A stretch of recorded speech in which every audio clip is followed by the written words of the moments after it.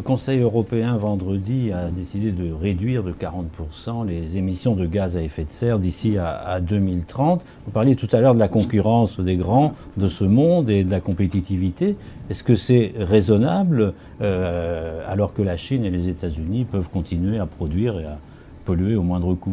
Il est évident que quand on fixe comme ça des objectifs sans tenir compte des réalités, on a de fortes chances de se retrouver à la fin avec un écart assez important entre le réalisé et les objectifs. L'objectif est alors trop que important, l'on fixe, trop ambitieux.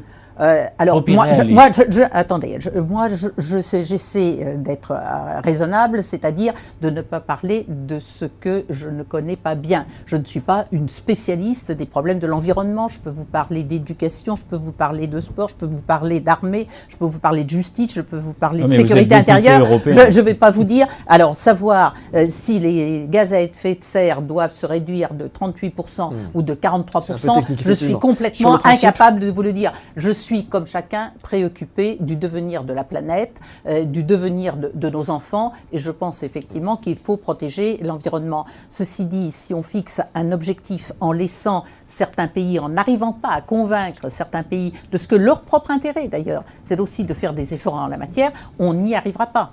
Donc il faut en même temps travailler avec la Chine et les États-Unis pour qu'ils progressent en même temps. Mais ça me paraît quelque chose d'évident. Ça me paraît évident. Il faut les convaincre. Et trop souvent, on ignore ces interlocuteurs.